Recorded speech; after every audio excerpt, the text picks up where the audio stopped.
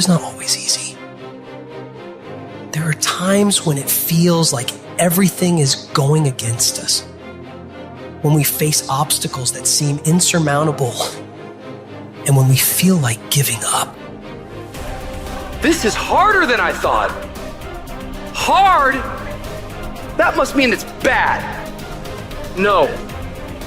Every time you face disappointment, you face heartache, you face defeat, you face setbacks, it's preparing you for what this world has in store for you. It is the test that creates credibility. It is the test that creates trust. So if you're going through a bankruptcy moment, that's your test of being trusted. In other words, you never think that a crisis comes to conclude your life. It comes to give credibility to your life. What you're going through is going to give you the respect of other people observing you.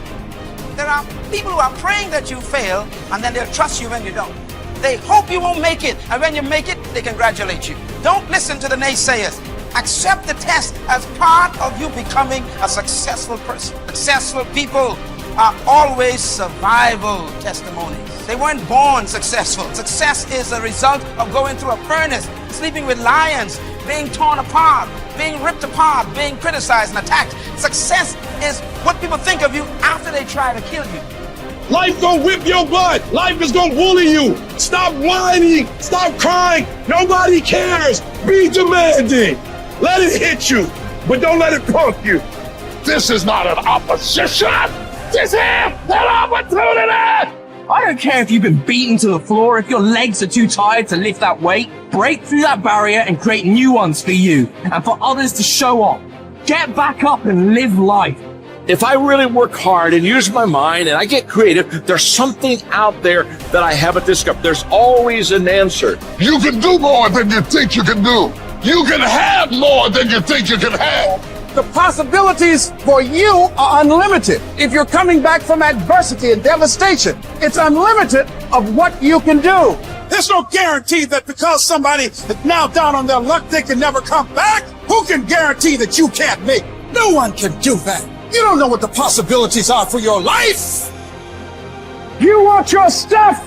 It's necessary you take responsibility for it. That you make it happen, that you don't give up, that you don't take any objection or disappointment or defeats personally, that you keep on keeping on, that you don't decide that I can't make it because you can't see the light at the end of the tunnel, that you realize that's a part of the program. That's how I conquer, and that's how nobody has ever beaten me yet. I have never met anybody who became incredibly successful until they had suffered and sweated and sacrificed and kept their focus and fought through tears and trials and tests. And if you have a dream and you commit to it, it will come to pass. There's something that you could do that would radically change your life. Somebody could take the hand you've been dealt and win with it. Same circumstances, same ideas. They would do it through what they thought about your life. But we don't need somebody because we got you. You are the one.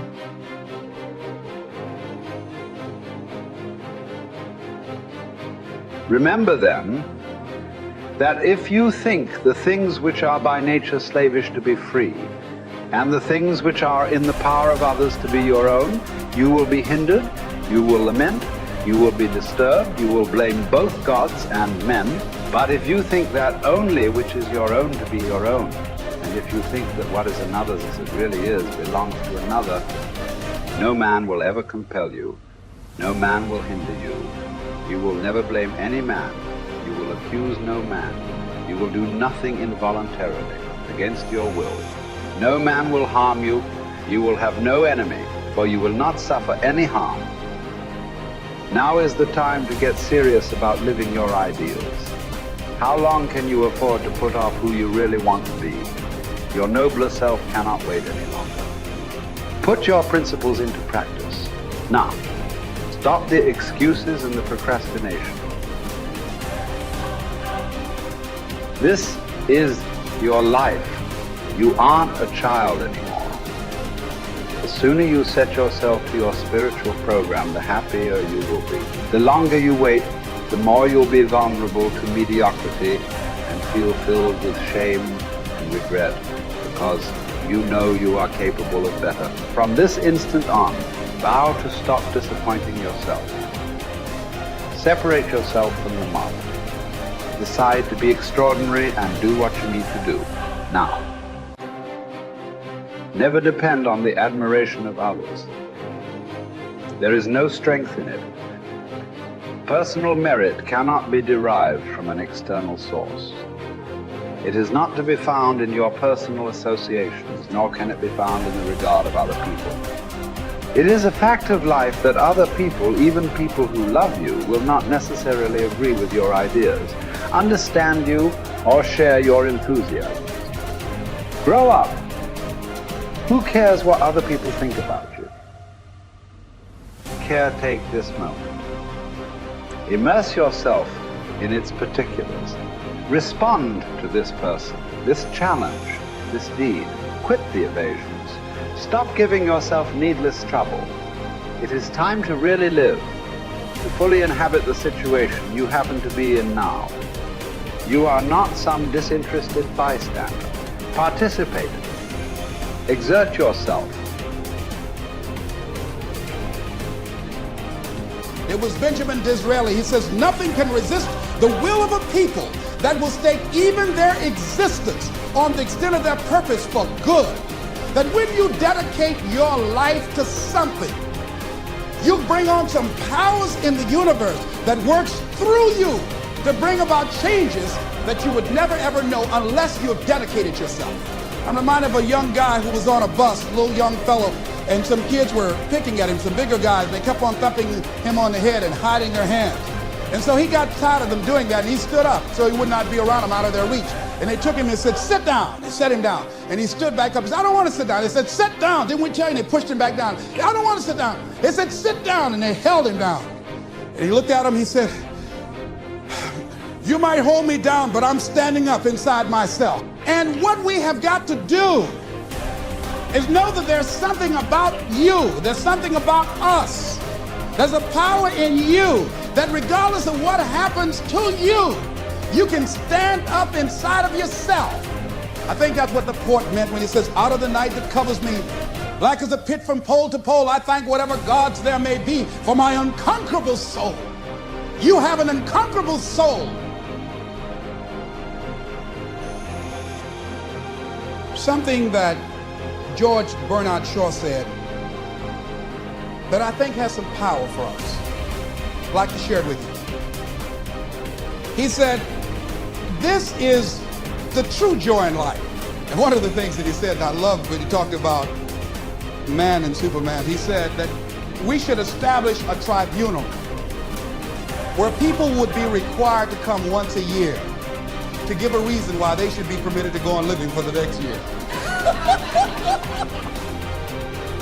Can you imagine all the do-nothings? Hopping from one foot to the other, trying to give some justification why they should be allowed to live for the next year? Well, what do you do? I drank a little bit. What are you contributing to life? I go to work every day. No, are you making a difference in the universe? Why should we allow you to continue to occupy this space? Can I come back to that one? This is a true joy in life. The being used for a purpose recognized by yourself as a mighty one. Being a force of nature instead of a feverish, selfish little clod of ailments and grievances, complaining that the world will not devote itself to making you happy.